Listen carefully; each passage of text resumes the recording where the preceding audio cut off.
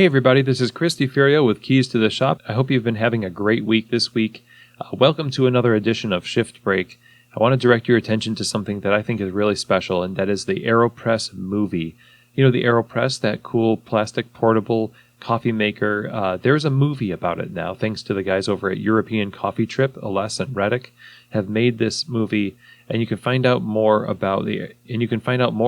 visiting aeropressmovie.com. Their film covers the invention of the AeroPress.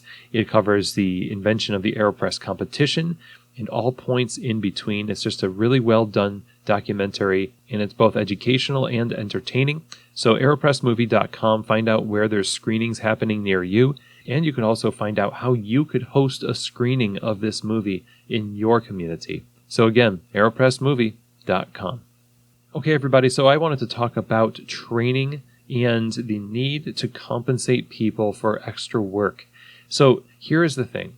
I think most of you, maybe I'm wrong about this, most of you don't have trainers in your cafe. Or maybe your cafe is too small, like it doesn't have a trainer right now, or you are the trainer, but you're also like the manager and the barista and the dishwasher, etc. You're everything, okay? So you don't have a trainer, is my point. And even if you do have a trainer, what I'm about to propose is, I think, really important because it happens all over the world. And that's when a new person is thrown onto a shift and the barista is left to show them the ropes. That quote unquote, hey, they're going to show you the ropes, where things are, etc. And, you know, you're in good hands because they're one of our best employees. Okay, great. Now, the best employee, the one you're talking about, who's going to do all this extra work on the shift on top of doing all of the shift duties almost, and teaching and showing and training, is really not getting anything else for their effort. I don't really like that much. And especially, first of all, the fact that a lot of it's a mystery until it happens. And what I mean is, you walk into your shift and then all of a sudden there's somebody new on your shift and you're like, oh, well, I think I know how the shift is going to go now. You got to communicate these things, and you've got to put yourself in the position of the barista and say, what if you were the barista? What if you were working that shift and then you had all of this extra work to do? Now we're doing this extra free work, right? We're taking the burden off of the owner, or in fact, the trainer, if you've got one, and doing training. Now, you would pay a trainer more for their efforts, right? I would think you would. If you have somebody on staff who is called a trainer, they're going to make more than a barista, I think.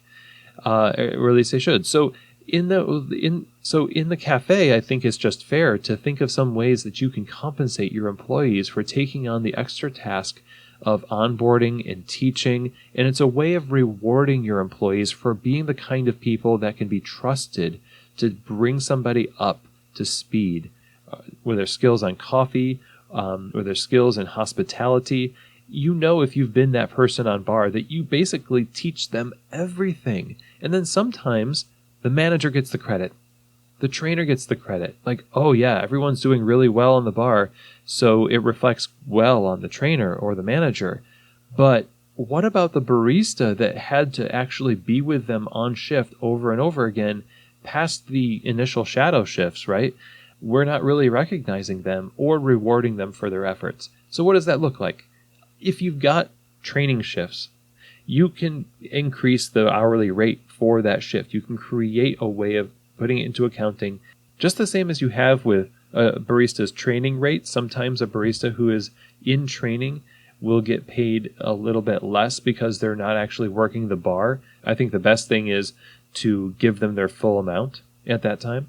If they're hired on for, $10 an hour and they're in training, $10 an hour training. Okay. If you can't afford that, literally can't afford that, there's training rates that you can put in place. But the same way that you do that on the back end, the same way that you set it up so that when you clock in under a particular title on the POS, you can just set it up for a higher rate for the person who's clocking in and knows that they are the trainer for that shift. Deputize your baristas to be able to clock in as trainers. Put them on the schedule as these deputized trainers. In that way, you're compensating them financially. you're rewarding them and giving them a point of pride to say, geez, I'm really being trusted with how well this person does on the bar. And then there's no getting around that if this person does well, it's a group effort. So that's what I wanted to talk about today. I think it's really important for us to be able to recognize unsung work of the barista staff that bring up a new person in the work on the shift. So we need to devise systems of rewarding people, and I think that's a good solution. Communicate ahead of time this is happening, deputize them, give them the ability to clock in under a higher rate when they are scheduled, organize their time and say, here are the things I want you to teach them. And now you've created something that's predictable. And the more communication that happens in the cafe, the better. And I think this will make everybody happier in the long run. So I hope that this was helpful. Just an idea. And maybe you already do this. I've not worked in cafes where that happens. But if you've done this, let me know. If you're doing something like this, I'd be really interested to hear what model you have that solves that problem of people not being compensated for all of this extra work.